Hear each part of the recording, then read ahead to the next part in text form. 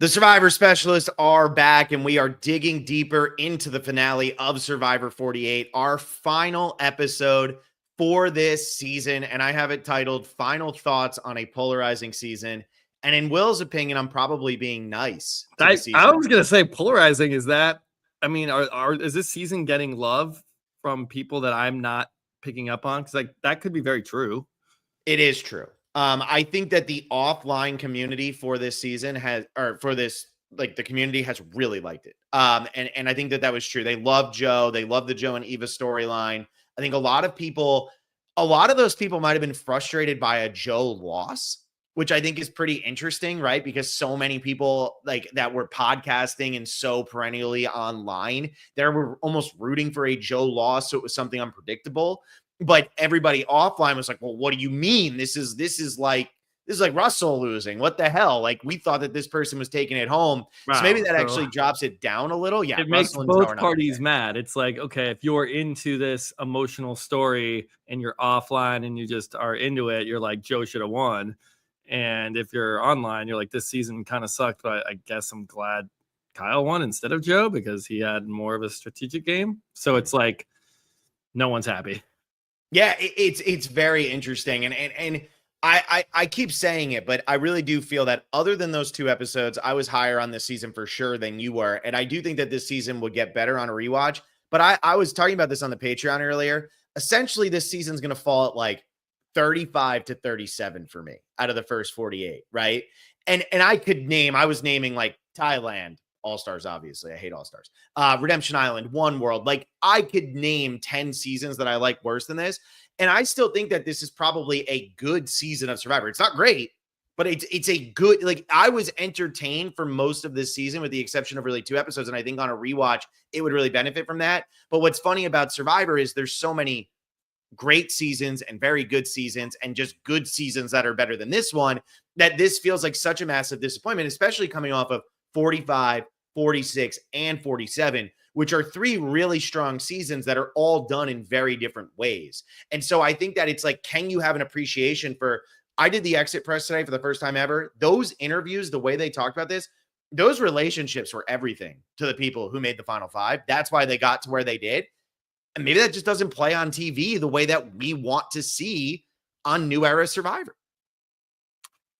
Yeah, I think Survivor comes in a variety of flavors. Like, what kind of Survivor do you like? And everyone likes different flavors of Survivor. I, for one, I like the emotional stuff. Not that I don't like emotion, but for me, that can't be the only thing. It's like, if you're going to a restaurant, okay, you're going to a steakhouse, you're going there for the steak. And if they have a great, side salad or cream spinach, and you're like, this is phenomenal at the steakhouse, but you're going for the steak. And for me, that's what the emotional stuff is. If you get these really emotional arcs and I'm crying, I love that in a Survivor season, but that's my side dishes. That's my macaroni and cheese. That's my cream spinach. That's my Brussels sprouts. Maybe that's the bread and butter.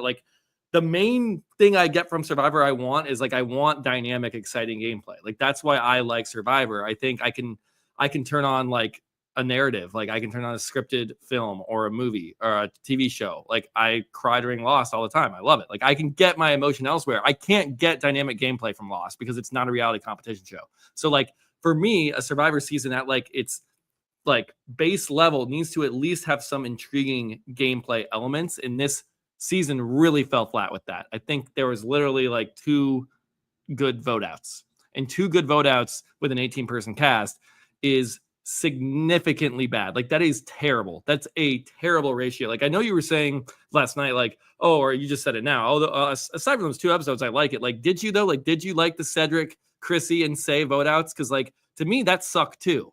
And then we had those really bad 2 episodes late, but even the pre-merge wasn't all that good. So I get why people, I'm not saying if you like the season, you're wrong.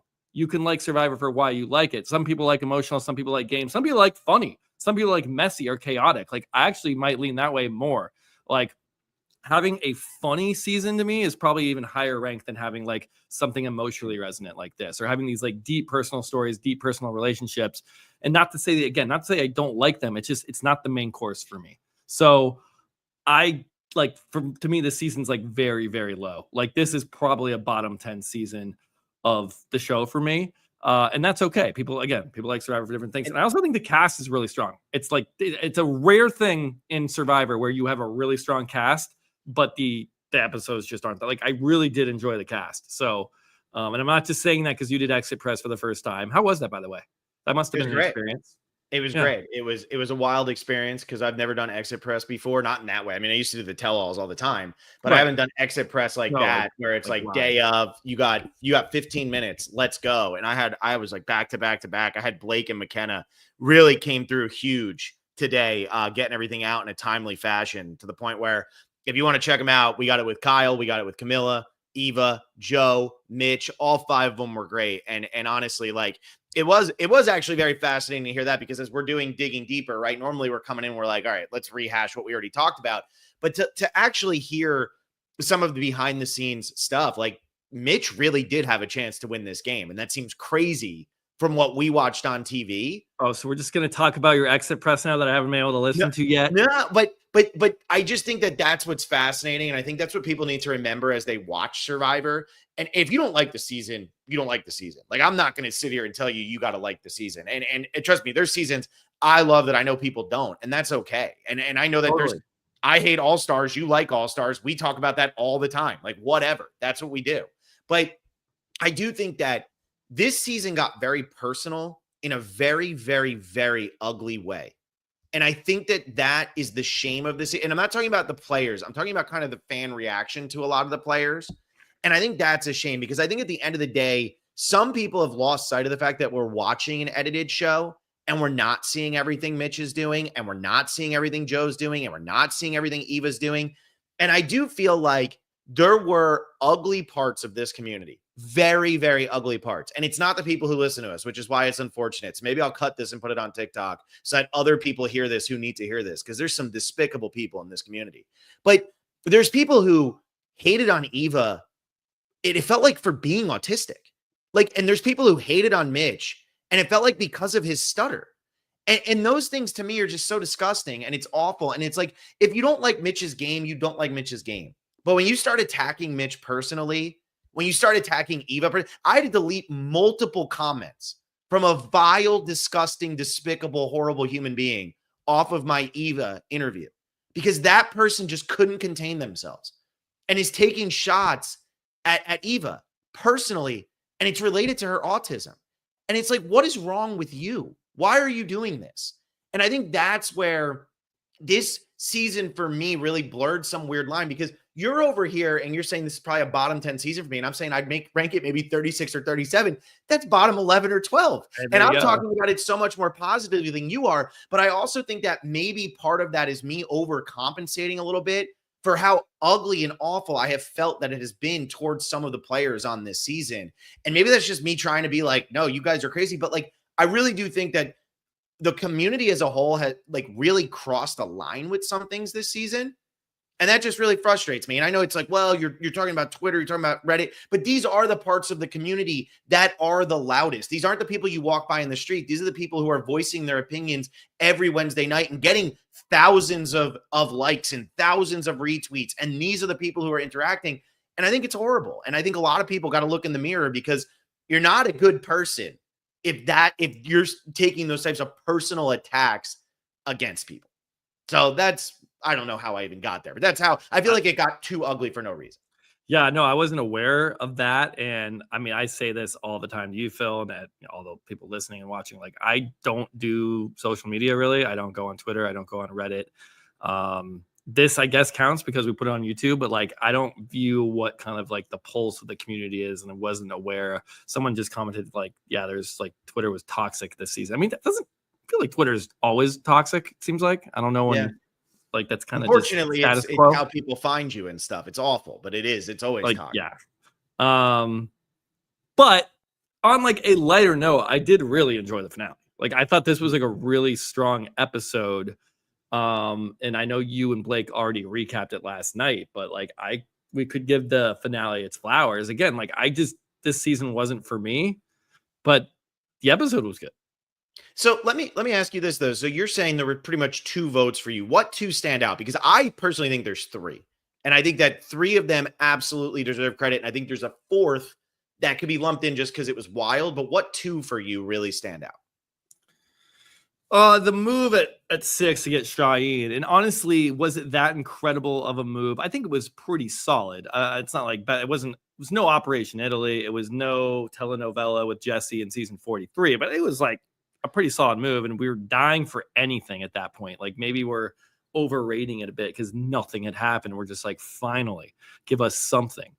But I did enjoy that episode.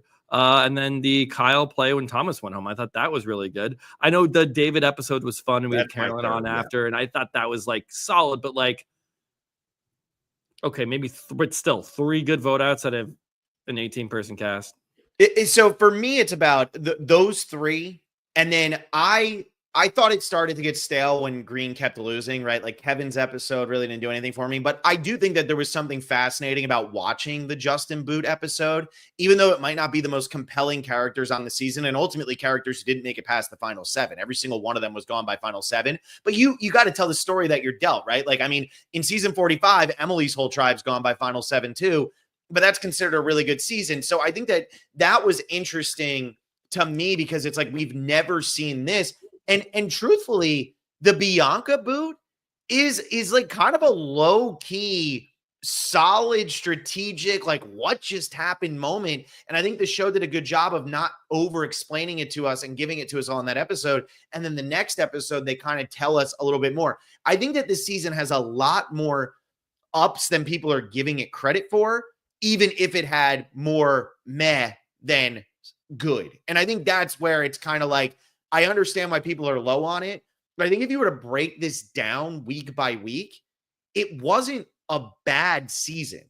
It just was lackluster compared to what it's been following, and it's totally different than what we have seen in such a, I mean, we haven't seen a season like this since I have no idea when, where it was literally just, here's a 5-person alliance essentially. Or, that's going to 6-person alliance. It's going to roll through the game. I was looking at this today when I was scoring the prop bet game and everything, which, by the way, I reached out to everyone. So if you're a winner, you got in the email. But when I was going through this stuff today, I'm looking at it and I'm like, almost no people voted out with advantages in their pocket. Almost no idle fines. Almost no, like there was nothing in the prop bet game because nothing happened. And that's really fascinating. And the winner of that had 22 points. And Will, from an over-under perspective, 16 of the 20 were unders. 16 of the 20. But they were under by like a half, a lot of them. And that was actually won by John Millsip, who got 15 points. Maybe he just put under for everything. But I don't know. I feel like that's probably why people are so low, because it doesn't feel like anything happened. But sometimes when you watch a season in its entirety after that, nothing happening actually starts to feel like, oh, this is the development of the story when you know the ending. And that's how I feel with like a Vanuatu. This is nowhere near Vanuatu, but that's how I feel with a Vanuatu. Yeah, and you could even go through and say like, oh, this vote was interesting or this vote was good. I didn't feel that the episodes were all that good in the pre-merge. Like, just not strictly looking at votes. Like, I didn't really feel that brought into the tribes or connected to the cast. Even though I liked a lot of the cast members, I didn't feel like I knew them. And even with 90-minute episodes, it just seemed so bizarre to like not feel like I was. And I felt this very early on, and I told you, I don't know what it was.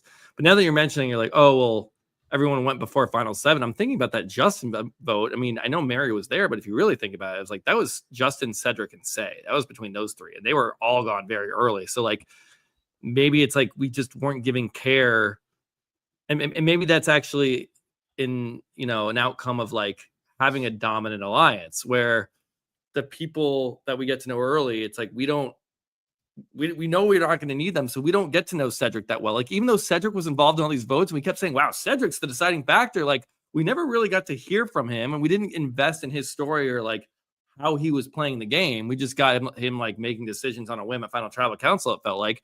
And that's because Cedric wasn't long for this game, and he wasn't important to the story of this season. And so when you have one alliance dominate like that, it's like, yeah, we got to know those people, and everyone else felt really like I didn't know. And even if you have an interesting vote out with Justin or Bianca, like I just didn't feel like I knew them that well or was supposed to even care, because we weren't going to spend a lot of time with them. And I feel like we talked about this a lot during the early portion of the season, right? We were talking about how Green keeps going, but the only one we're hearing from is Say. I don't know Justin. I don't know Cedric. And it makes sense, though, in hindsight, because there are two people from that tribe who even are on the jury, right? And I think that that is a detriment of these 3 tribe starts is you run the risk of having one tribe literally be irrelevant. But if they're irrelevant to the late game, that means that they're the most important story to the early game. And what you then have is this major disconnect. And it's not like Palau where you sit there and you're like, oh, well, Stephanie. It's like, no, because you have 3 tribes, you're spending so much time with a tribe that does not matter. And that's what kept happening. And that's why early on, we're sitting here going, maybe David wins. Like, who knows? He's getting so much screen time, but it was almost like they needed to figure out how can we get Siva more and more screen time. And as Kyle said today in his interview with me, David was my number 1. Like me and David were really close early on in this game, and that's how we wanted to work through it. So they were laying the groundwork for us as an audience and trying to show us Loggy and the California girls and Joe and Eva and all of that, because Green wasn't going to matter. That might be a problem with these 3 tribe starts. And honestly, this is again where I go back though and say it could be beneficial on a binge watch, because some Survivor seasons are really good binge watches. Some are really good week to week. This could be a much better season on a binge watch because you get through the slop of those first 3 episodes so quickly. Yeah, so you can race into the exciting post-merge. Yeah. But you I don't know if this season Thomas boot, and then it helps. I don't know if this season gets that much better on a rewatch. It might. I mean, it's hard to get worse. So at least give it that. It probably gets slightly better. I do think that's well said, though. Where, and I'm not against the three tribe start. I'm not going to say that. I think the issue is when you have a tribe decimated, or like the disaster tribe, as we like to call it, when you have that happen, if the people on that disaster tribe, the remnants, like the last 2 or 3, if they don't make a deep run, then it really kills you. It really hurts you. And that's what happens here. But if you look at some of the, like, if you look at Philippines, like obviously Malcolm and Denise, okay, like big characters. We have our winner from there. We have like an all-time favorite in Malcolm. These characters have to be good also. That's important. More recently, it's like, look at Ricard and Shan. Like they at least made a deep run and were like very good game players and very interesting characters, both of them. I don't know if I can say that about the remnants of the Green. Well, there were no really remnants of the Green tribe. It was just Mary and Cedric, and they decided Mary wasn't a character. Yeah. And then you look at like season 46, I know they got down to 3 only, but that Janu tribe, they did lose one, and then we had the Rand and Medevac. Like they should have been down to 2. But you look at the characters there. You have Kenzie, the winner. You have Q, maybe the biggest character of the new era. And you have Tiffany, who's a great character and player in her own right. So like, and they all make a far run. They make a push, and they're important to the overall story. We spent all this time early with Green, and not one of them cracks into the late game and has any relevance. So it's like, maybe that really was the problem. I mean, it's hard to say to put it all on that because the gameplay was also like non-existent. Yeah. But that could certainly be a contributing factor as to why it didn't feel like the pre-merge did not feel significant. It did not feel important. But because ultimately we saw Bianca and Thomas bond, and then we see them go home on different tribes. We didn't even see them get to like talk to each other when it happens. Bianca goes home with a lost vote. Justin goes home with a lost vote.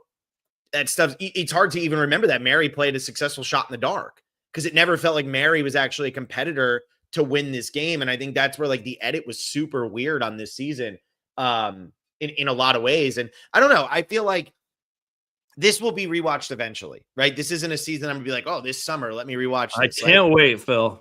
Yeah, we got 2.5 years, I think. That's about it. I mean, I don't know. Maybe I'll rewatch this instead of Nicaragua and just talk about this during our Nicaragua podcast. Nicaragua was a better season than 48. No way. I've tried to rewatch Nicaragua 3 times and I've never made it past the Marty boot. I get to the Marty boot every time and I'm like, I'm done with the season. I can't do it.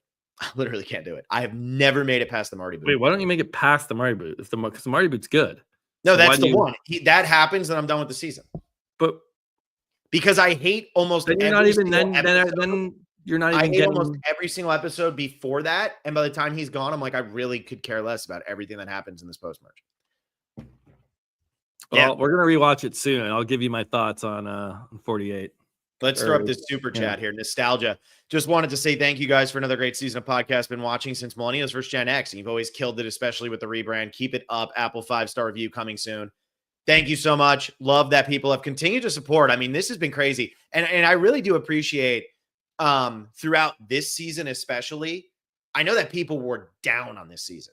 They were down.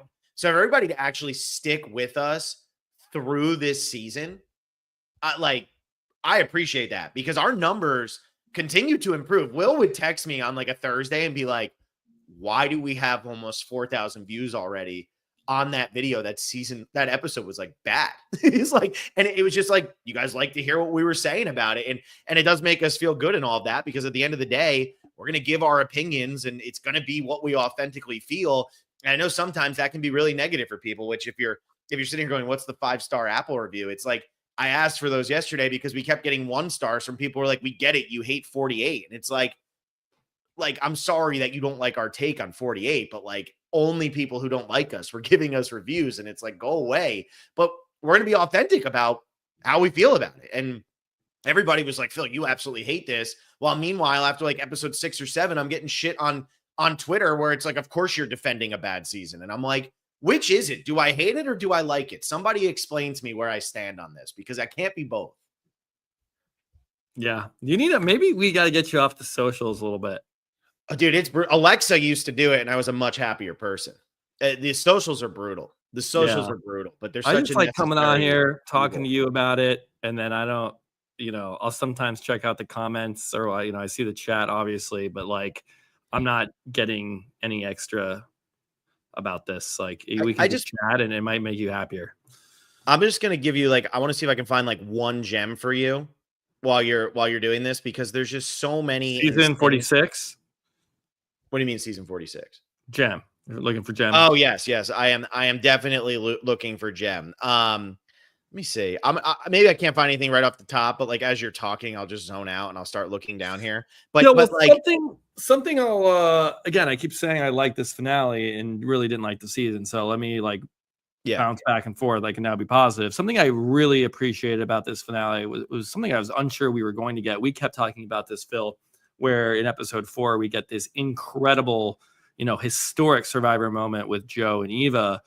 But since then we were like, okay, what's happening with this? Where is this going? We get that was a cool moment. It was an incredible moment. We talked about it. We praised that moment when it happened.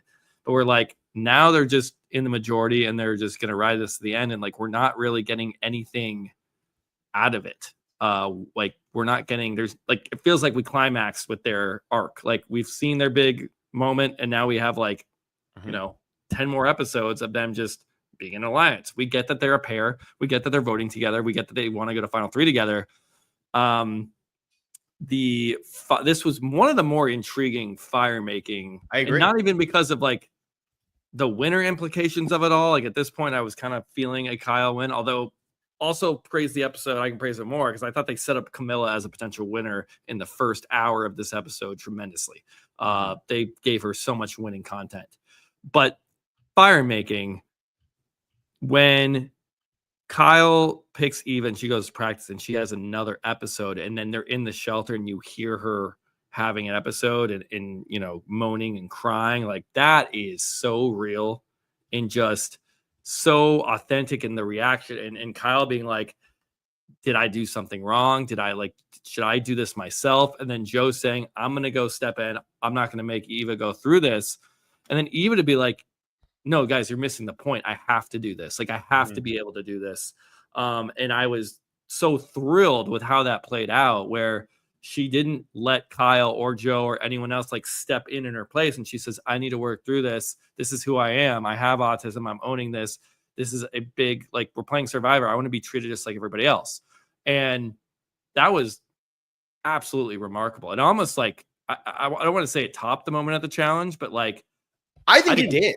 It almost might have been. I just didn't think we were getting there. From what we had seen this season, it's yes, we got the moment in episode 4. It's I didn't know we were revisiting this. And to revisit it in this way was so tremendous. And then we get to the actual fire making challenge.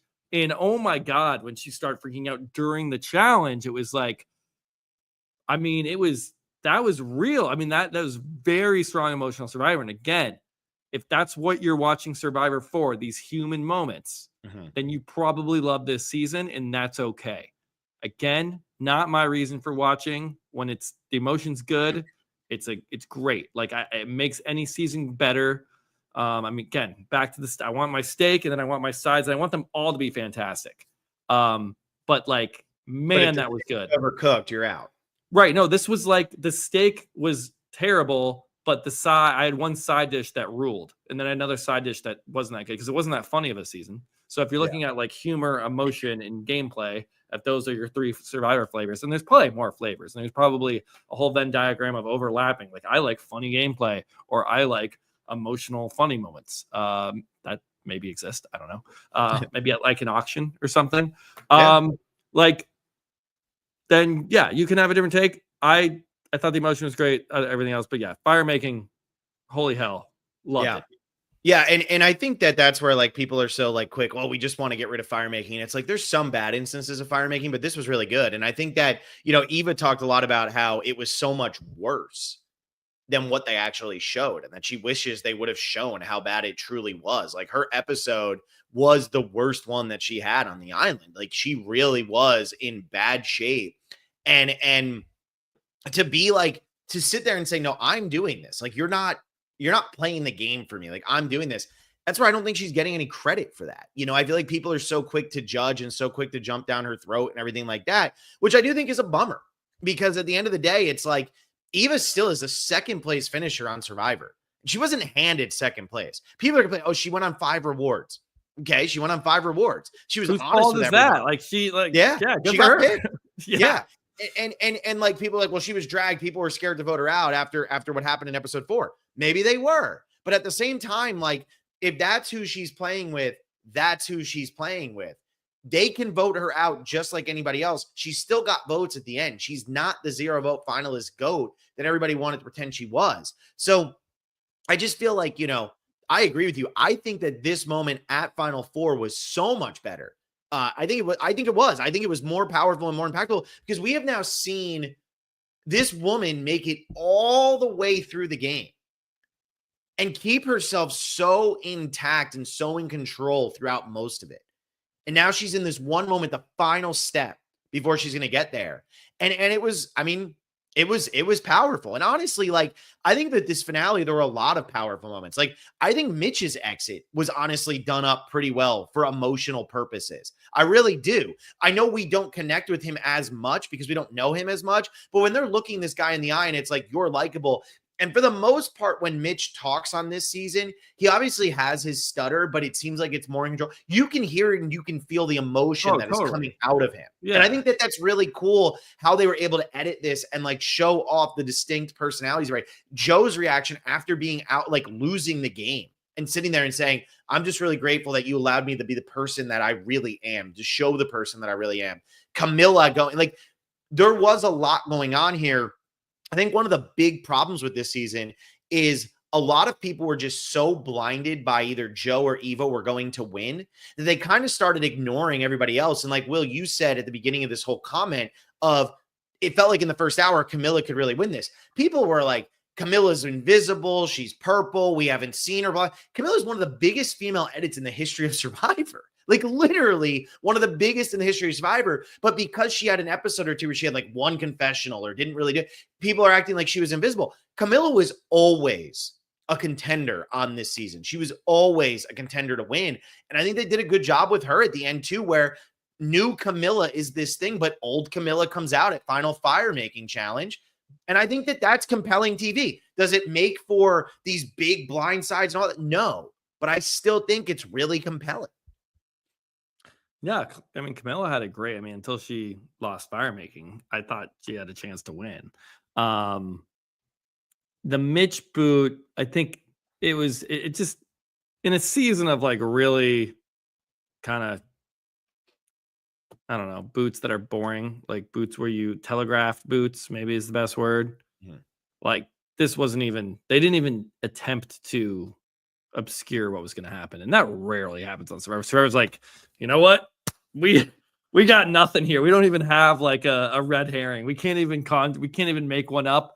The story is we're telling you there's no more idols left. There's no more shot in the dark. Nothing you can do. Sorry, you are going home, and that's that. Like Survivor rarely resorts to not having any suspense at a tribal council, and when it does, it's pretty bad, especially when it's the opening vote of a finale of a season that has been, full of pretty boring boots. The only good thing about that, though, was we got through it quickly. They knew that we were going to yada yada through it. And it kept Camilla and Kyle both in the game at once. Yes. And I think that really was overall a plus for the finale, despite being such a terrible vote at Final Five. Like, it hurts your finale, it hurts your season when you don't even have like an A or B choice for your Final Five vote. But keeping Camilla and Kyle really it made that challenge, that Final Meeting challenge, a lot better. It made fire making better. I think it made everything later work because Camilla and Kyle were both still there. Yeah, there's two things I want to say about that. I think one, I was on the edge of my seat through some motion and stuff because I was like, I don't really know who's going to win this. Like, I was so convinced Kyle was going to win, but then I'm like, is Camilla going to pull this out? Could Joe win? And now you have Camilla versus Kyle and fire. Like you said, in the first hour, they made it seem like Camilla could win. But I think the second thing, and I want to talk about this boot where they didn't give us an alternative.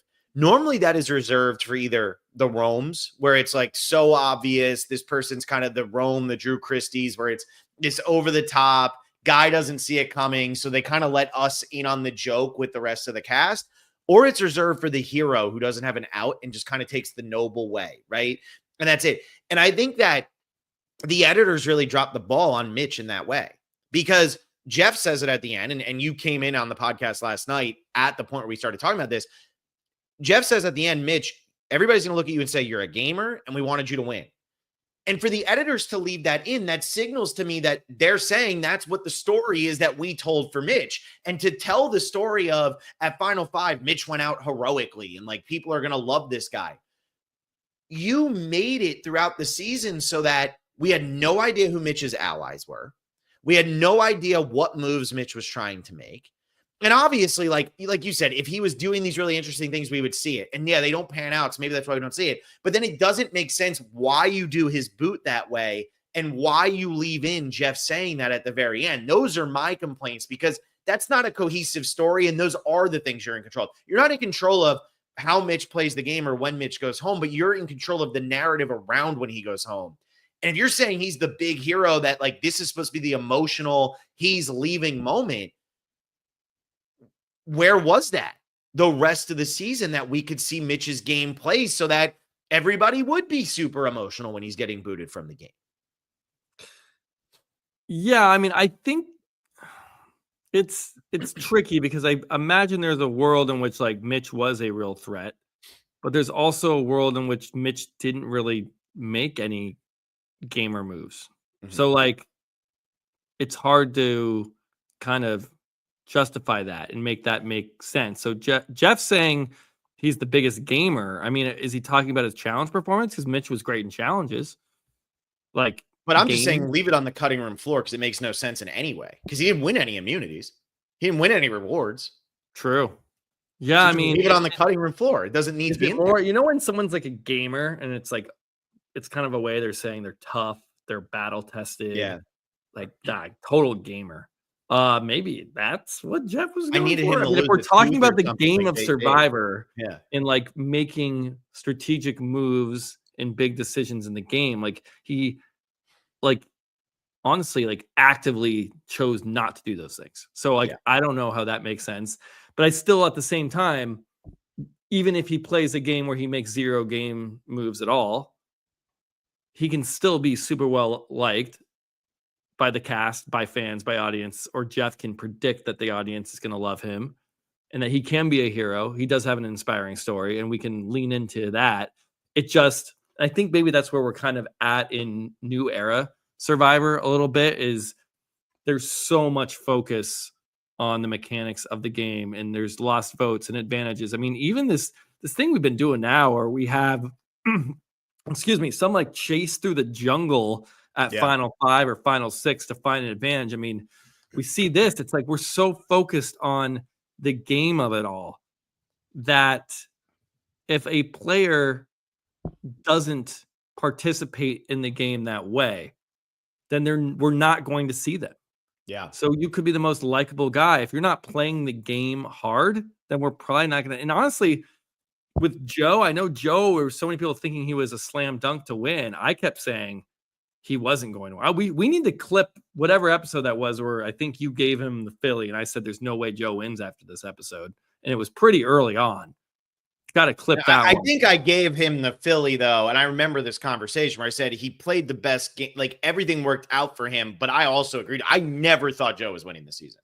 I never, ever thought he was winning the season. Ever. Right. Okay. Well, a lot of people did. Anyway, we were on it early. That's why we're the specialists over here. Yeah. But that even for someone like Joe, who didn't make a lot, he was not the most visible player. Like, no. Do you get the final confessional? Also, Phil, you're super into confessionals.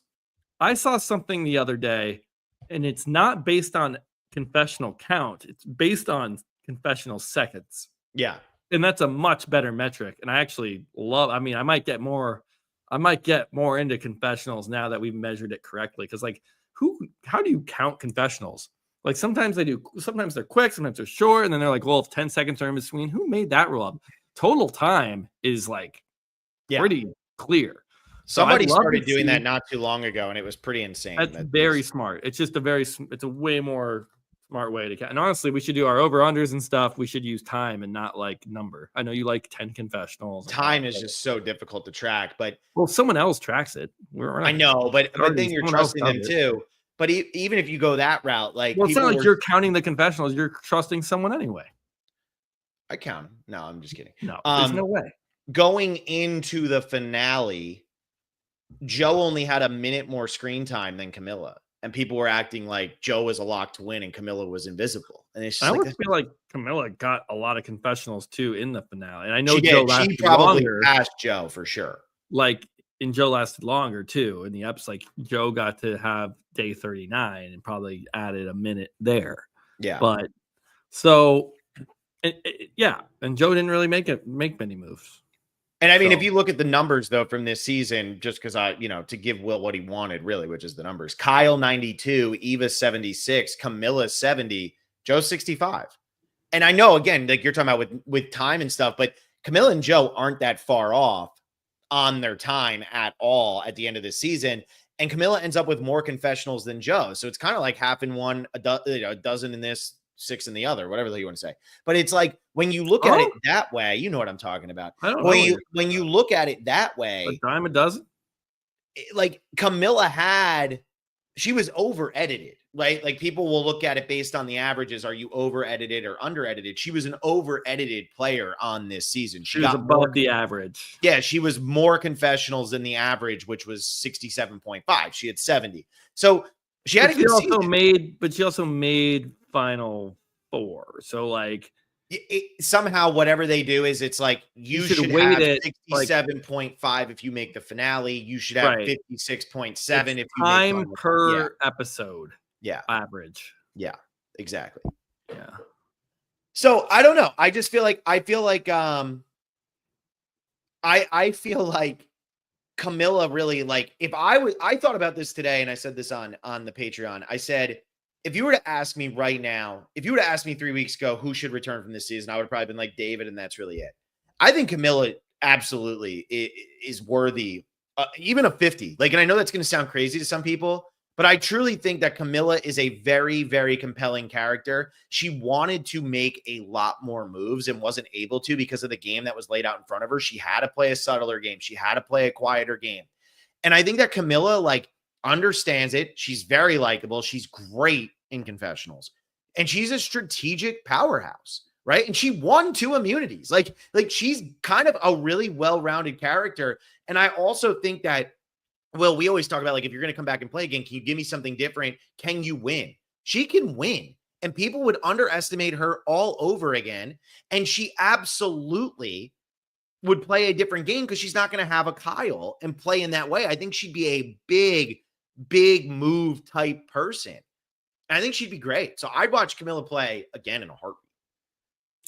I like Camilla was good. I don't need to see her play again in 50. Maybe if they do New Era All-Stars or New Era Second Chance, if we get this returning season of new era players that we keep talking about as if it's reality, even though we have no confirmation that this is at all in the plans of this show, then yeah, I think you can put Camilla in that group of people that we want to see return. But there's only going to be 18 to 20 spots on 50, and those are so highly coveted. To pick anyone really from 48 or 49 feels like a disservice to see someone play that quickly when we have so many people we haven't seen play in decades.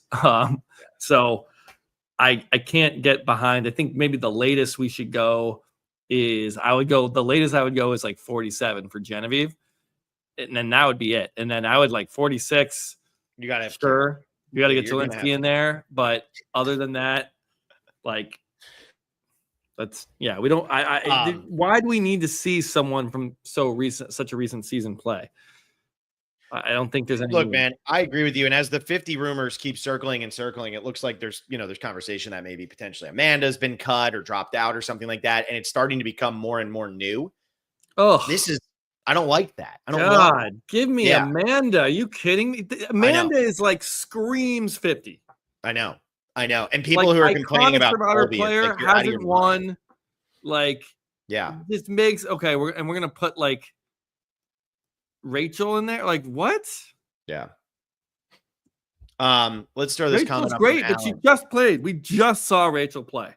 Super chat here. Do you think a happy medium for fire making could be that the winner of final immunity can choose to have everyone vote or choose fire making? Do you think that would be something? What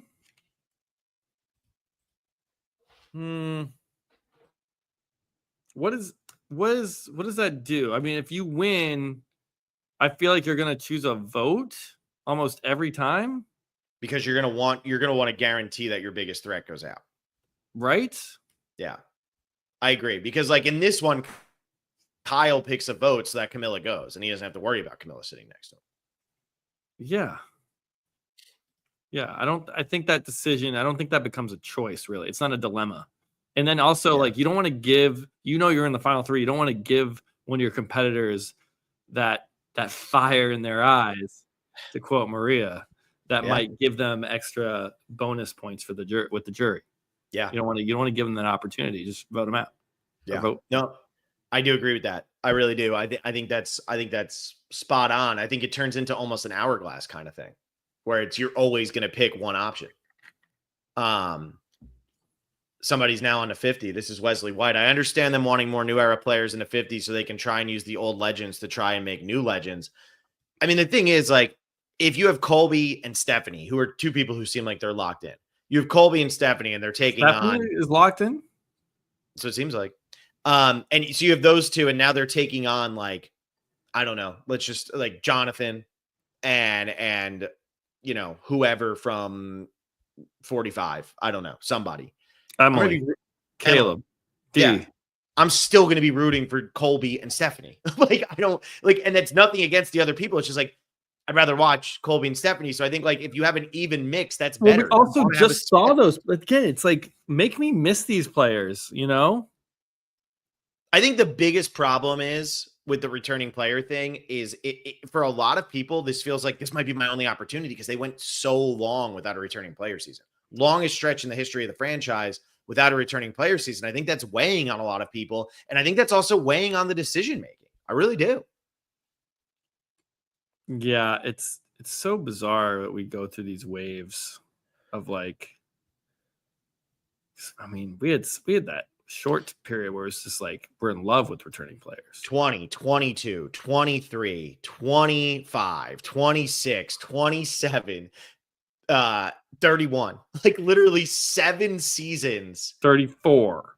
Yeah, 34, 38, like 40. It's insane. And you had Rob and Sandra not playing on Island of the Idols. They're still there. So what? That's over the course of the second half of the old era, from 20 to 40. What, like every almost a third of the season? It was about 10 seasons. Yeah. There's a third of the seasons were half a returning seasons had at least one returning player. And now we've gone 9 straight seasons with 0. Well, with 1. True, Bruce. Don't you dare shame Bruce. Right. That's right. This is a Bruce positive podcast. You never Absolutely. So What do you think? Because I've talked for way too long today, especially. But what do you think the legacy of this season is? When we do our Patreon and we do Every Season Matters, we always end each season with a legacy episode. And it's easy to look back now and be like, well, what's the legacy of Samoa? It's Russell, blah, blah, blah. But that was also one that was Well, pretty that would have obvious in been the pretty moment. easy to answer That's at easy the in the time. moment. But like a Marquesas, we don't know what that legacy is going to be, right? What do you think? I can tell you now. Well, you can tell me now. But at the time, we had no idea. Most people didn't like that season. What do you think the legacy of this season is ultimately going to be? This will forever be known as the Joe and Eva season. Even though Kyle won, even though Camilla probably had the next best chance at winning, if she wins Fire, she probably beats both of them, whoever she's sitting next to. I guess that would be Kyle and Joe. We know she's against Eva. Yeah. But it is the Joe and Eva season. It is the biggest moment of the season, is episode 4, if you want to argue Fire, making sure. But the way it does circle back into the finale with those 2 huge moments, there's not a whole lot of game. There's nothing else to put your hands on here. Like, that's it. Nothing else to sink your teeth into. That's the story of the season. And it's not, they don't have to win for it to be their story, but they're the biggest characters and they're the most important part of the season. And I don't know if there is like, I don't think, even though I think Kyle is like a very good Survivor player and his win is very good, I think he's like, if that move doesn't work, if they make one read on him, he's done. I think if Camilla builds a fire, it sounds like he's potentially done. So I don't know if we're looking back and saying Kyle is like, this is some all-time game. Although I do think, as I said, kudos to Kyle. Great game. Hard to rank winners, but like, I don't know if we're going to look back at like Kyle puppet mastered. Like, no, we haven't seen it before. It's like, there's a pretty nice social under the radar Secret Alliance game. Cool. Very, very cool. But like, that wasn't patient the standout too. Very patient. Sure. Yeah. Very patient because nothing happened. Yeah. So I won't look back on this season fondly. I think it's the worst of the new era. I could be wrong. I could rewatch it again. I could think of it, more fondly after a rewatch, but it's just weird. I never felt, and I think we cracked it. I think we cracked it with the Green Tribe. Yeah. They weren't important, and we spent all our time with them. Yeah. So that made the pre-merge kind of, not important.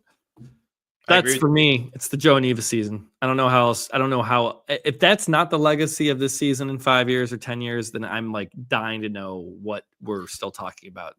Here's the interesting thing though. I think the Joe and Eva season makes this almost instant. This is going to sound sacrilegious to people. I think it almost makes it instantly more memorable than every single other season of the new era, maybe with the exception of Gabler winning because people were like, what the hell?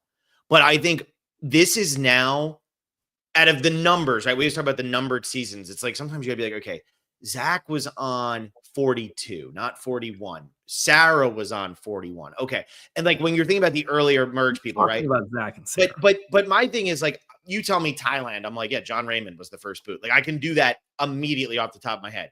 43, yeah, I'm like, insane. Yeah, but 43, I have to be like, who was the boot? It's Mariah, but I have to get there, right? And I think that because this season is so easily identifiable as the Joe and Eva season, it almost has like a Pearl Islands type of like, that's the Rupert season. That's the Johnny Fairplay season where it's these two are that iconic right now. They were doing so much mid-season press. They were doing all these like morning shows and stuff. Survivor hasn't been doing that stuff. But because this was such a unique story and such an amazing story, that's what was being focused on with these two. And so I think if you were to go through the seasons, the 41 is the hourglass, sure. 42, I don't know the defining trait of 42. 43 would be, that's the one Gabler somehow won. Oh, okay. 44, Carolyn and Carson. Yeah, like that's it. 45, what is the defining trait of 45? 46, that's the one with all the blind sides.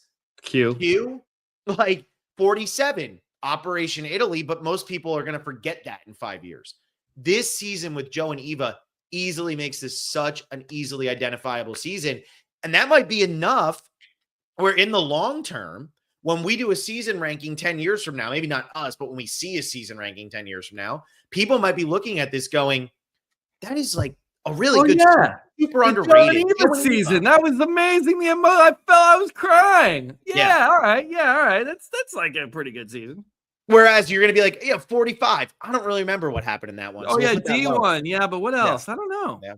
The season kind of sucked, huh? Yeah. And so this is something to really latch onto. It's they replayed episode 4 on a Saturday night. Survivor's never done that.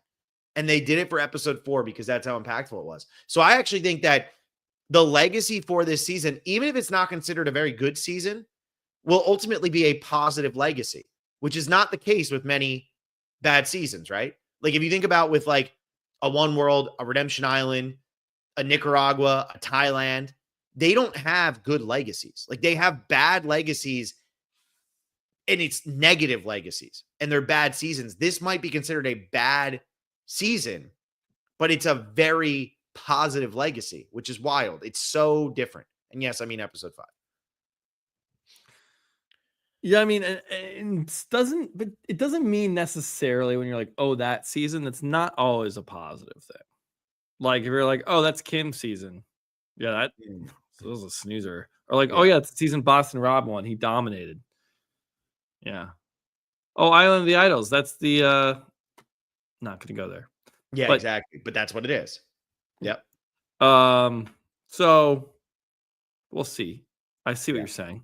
I do think it's an easily defined season by being like, the Joe and Eva season. Mm-hmm.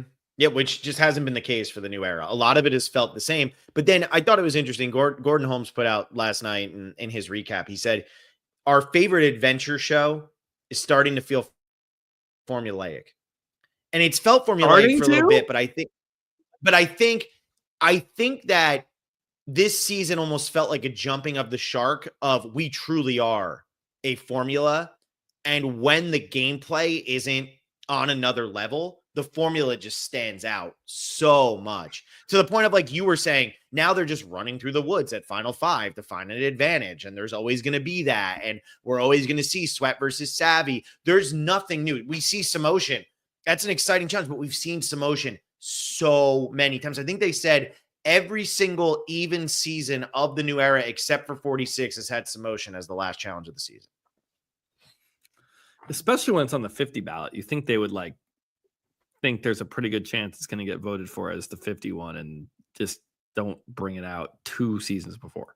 Yeah, I agree. Yeah, but they did. But I think we keep having this conversation and we might be a broken record, but it's like Survivor focuses on the game more than it does the adventure, the location, the challenges, the humor, even sometimes camp life. And when that really kind of puts the season, it puts pressure on every season, really, is what it's doing. Because if it doesn't deliver gameplay wise, it doesn't have those other elements to fall back on. Like you can have boring, bad gameplay, and if you're in a cool location and you're leaning into the camp life and survival of it all and funny people, like you can still have a very entertaining, fun season of Survivor. And that's really what old school Survivor felt like. We can't fall back on that anymore. We have to have the new era because there's a focus on gameplay so much. If the gameplay is not good, you're going to have a bad season. Whereas you could put lipstick on a pig earlier in this franchise if your pig is the gameplay. Like if you have an ugly, bad season of gameplay, you could still dress it up with everything else. You can't do that now. Yeah. Yeah. And that's exactly what we were talking about earlier on in the season, where it's like 8 and 7 feel bad. And it's not like, we can't sit here and be like, well, the players aren't bringing it because they're not making big moves. That hasn't been what Survivor's needed to be about. But it does feel like that is what Survivor has needed to feel like and what it's needed to be about in the new era, because that's how it's set up. It's set up to be about gameplay and nothing else. And we'll see how that ultimately goes, because this was a relationship-driven season, but not a relationship with any negatives, right? Like rewatching Heroes versus Villains right now. I rewatched like literally 5 episodes today. Getting ready for that Patreon podcast. That's going to be the best. But when I'm rewatching Heroes versus Villains, it's like you're watching, you love these people, but you're also watching like Stephanie and James go at it, and then Tom be like, all mass, no class, right? Like you're seeing these kinds of dynamics where there is negativity, even from very positive people that we have loved throughout the franchise and stuff. And on this season, the relationships they were just so positive that there was nothing else to like create the drama. And when the votes then aren't dramatic, what's the drama? Well, there is none, and they couldn't figure out what to do with it. And I think that's what makes this season just, fall flat for a lot of people in a lot of ways, because I mean, I think I figured it out today, and I said this to Kyle. I think he had the earliest successful idol play of a winner in the history of Survivor, right? Because he had to play it at final 15 or something like that. And people are almost like not even talking about that even happened. That's not even coming up in conversation. That was an insane episode, and it's not even coming up because it was so long ago, and people have just been, they feel like they've been bored by it. Well, and the show didn't remind us in Final Tribal Council. I imagine, is that something you talked to Kyle about? Did he bring that up in his final 3? I know you only had 15 minutes with him. No, I didn't ask. Yeah, it was quick. It was quick. Darn, you didn't ask the one thing I wanted to know. Way to go, man. I mean, I'm sure he brought that up. Also, I thought Final Tribal was pretty bad. I don't know. Did you feel that way? I thought it was like, it was too short. It was really short. When it ended, I was like, wait, no one grilled them on actually, like, Kyle brought up his secret relationship with Camilla one time. I thought that was going to be like the focal point of his argument. And again, maybe it was out there. And then it felt like Joe is at some point, I was waiting for him to get some comeuppance on his like honesty, loyalty, integrity, and just get like, I don't know. I thought they're going to rip into him in some way. And not like pull a Corinne or anything. Like, don't go that far, but be like, hey man, like from David, maybe like, I know you said honesty, loyalty, but like you did vote me out, or like Cheyenne, like you did vote me out. Like what are we talking about here? Just like at least bring it up. It felt like all congratulations, nice job. Let me like ask you one kind of softball and let you knock it out of the park. And then we had the one Kyle answer where people were like, oh wow, secret relationship. Whoa. Yeah. And I feel like that was really I feel like that was condensed significantly for time. And my biggest complaint, absolutely, those things go on forever. Yeah, this is my biggest complaint about the finale. In the trailer for the finale, the one that comes out midweek, they spoiled who won Final 5 immunity and who went home in 5th place. And then they spent 55 minutes on Camilla winning that immunity and Mitch going home in 5th place. And to me, that should have been a half hour to maybe 40. And then you could have had 10 more minutes of Final Tribal Council. And that's just a complaint I have to have. I mean, it's great, dude. And okay, the Mitch one, Mitch is pretty hidden in the back, but you can see him walking in and you're like, well, that's not Cheyenne because there's not a massive beard. And the guy in front of him has a massive beard. Like, it's very obvious it's Mitch, but like, if you're not looking for it, it's a quick clip, whatever. But the Camilla one was bad. She is sitting in her spot with the necklace on, and it's like a 3-second thing of her talking. And it's like, what are we doing? That's bad. So we knew she was going to win that. And then they also talk about the description for the episode was one player makes a massive comeback in an immunity challenge. Well, it can only be Camilla. So that's where it's like, don't spend so much time on that. If that's kind of the stuff that you're speeding through or should be speeding through, spend more time on the Final Tribal, where we as an audience had a lot more questions. Yeah. What's funny about all that is I'm pretty sure we're talking now about like 3 different parties that aren't even in communicate. Like the production company turns in the episode, then marketing, CBS will get the episode and they'll cut together the trailer. The Survivor is not even involved with what is put out as a trailer or promo. And then the descriptions actually come from like a different department. So it's like, yeah, it is pretty silly. And how many of the people who are doing all this stuff actually watch the episodes, right? Like it's not many. Like some of these people probably aren't even watching. It's like, I have to do the description. Well, what happens in the episode? Here's what happens. Okay. Yeah. Like, I'm sure they should watch but they're not like thinking about, they're not thinking about us. They're not thinking about the crazy psycho fans who are literally going frame by frame of a trailer. Yeah. No, I try to like when I'm working on shows, I'm always very like, guys, we can't like, be careful here. This is where you're going to spoil. This is they're like, this is our promo shot. I'm like, yeah, but like we have 4 contestants left. Like, is you want this to be the promo shot? Well, we had 4 contestants left, and we started with 16. Yeah, let's think about this first. Yeah, no, I get that. All right, final thoughts on Survivor 48. Will, anything you want to say before I hang this up? It's after midnight for the second night. Talking about 48, I'm done. Yeah, I mean, I've said what I need to say. That was an excessive yawn. I think the cast was good. Maybe it was this again. Like, I don't know. We talked about like what makes a season work and not. And like, I really stand by this. I think the production can do everything right, and I'm not saying they did. The cast can be fantastic, incredible, and I'm not saying they are. But sometimes you just don't get a good season, and sometimes, like, this is one of those times. Yeah, that's it. I'm gonna throw up. If you like it, cool. Not my favorite, but I'll throw up this last super chat here. Sending my support to the channel. Appreciate the things y'all do. How do y'all rank the new era now? Will's already said he puts at the bottom. I'd still put it ahead of 41, 44, maybe 42. I have to rewatch 42. 42 just was like not as bad. 42 is way better than 48, and 42 is very bad. Get the hell out of here. Anyway, I'm telling you, like, Marianne and Omer and Jonathan and Lindsay's brother-sister relationship, there is way more going on. How many times have you watched that season? Twice. Exactly. Watch 48 again, and then you have to tell 42 me. Is worse on the rewatch also. Yeah, but that's what I'm saying. Maybe on the rewatch, this one won't be as bad for you. So I think you have to get the second watch in before you can say that. Maybe, but like nothing happened this season. I disagree with that. Like, I disagree with that. I disagree. I really do. We've already gone through it. I'm not rehashing it again, but I totally disagree. I think there was enough that happened. It just wasn't as much as happens in the normal season.